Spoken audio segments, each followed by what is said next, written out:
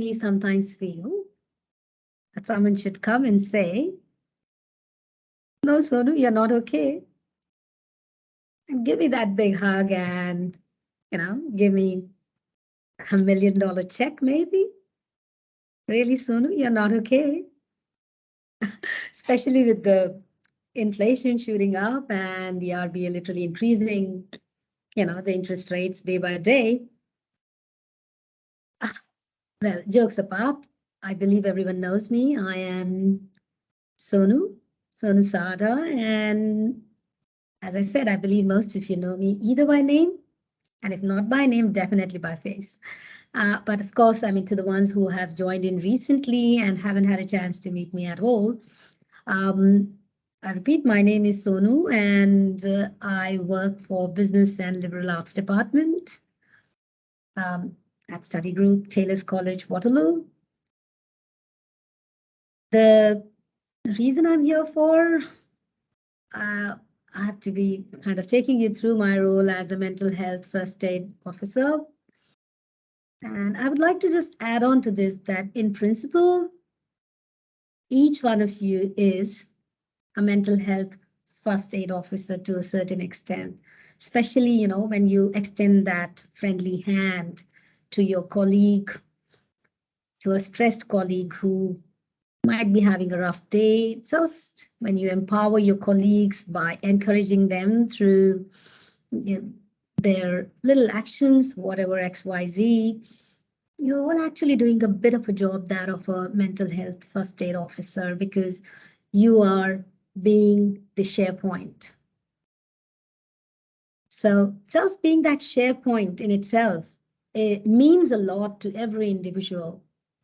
Well, if you are all mental health first aid officers, why do they need another one explicitly? You know what? They need one explicitly just because they've got a good set of hardworking, passionate workforce. All of us fall into that category. We are all diligent, committed to whatever our duties are, to every bit of our work. And when I'm saying every bit of our work, I'm not referring just to the study group work culture or just the work wherein we are, employed in, but definitely, I'm sure as moms, dads, brothers, sisters, in all those respect of, your social setup too, you're all there working diligently, doing what's best and what is within your own control. So when it comes to you as being you yourself, I think that often becomes like a, last one to be referred to. So we all tend to defer everything that relates to us 80% times, but for the family, for the friends, for the workplace, we are all there.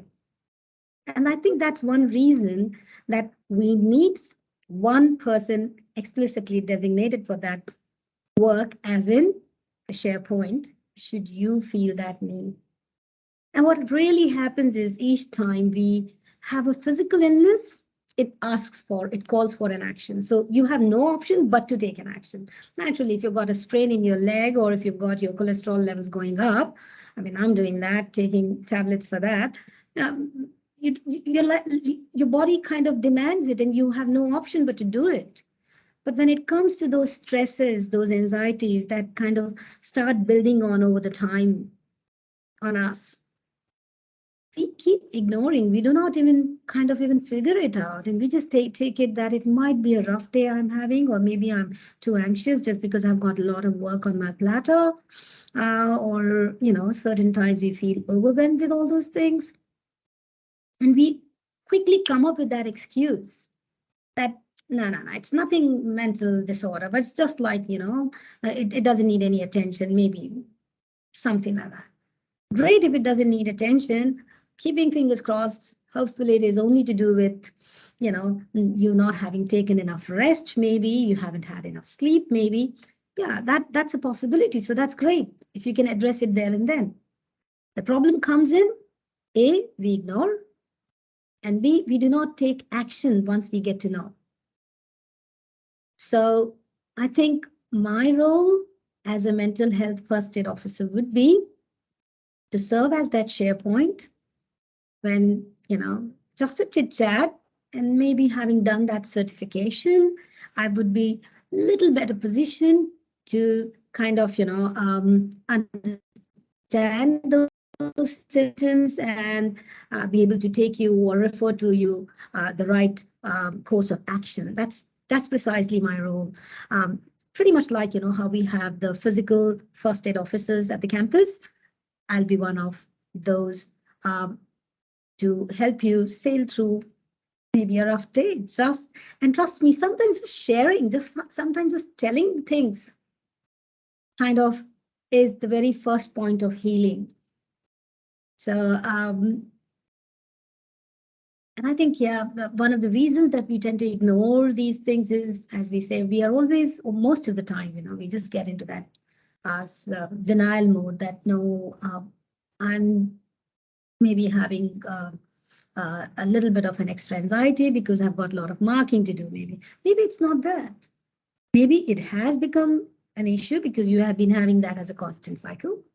So it's not to do only with the marking. Or maybe if you have it as a part of the marking, each time when it is marking load coming up, exam markings, or, towards the end of the finish of the terms, what those kind of issues are coming in, possibly you would want to address them and say, how can I minimize it so that it doesn't, put me into that cycle of up or a downswing. So that's pretty much my role, and hope we will. I'll see more of you. Forget about anything else to have that great chit chat. And are you okay? Give me that hug. If not $1 million, maybe a hug. That'll be great. Thank you so much for everyone there.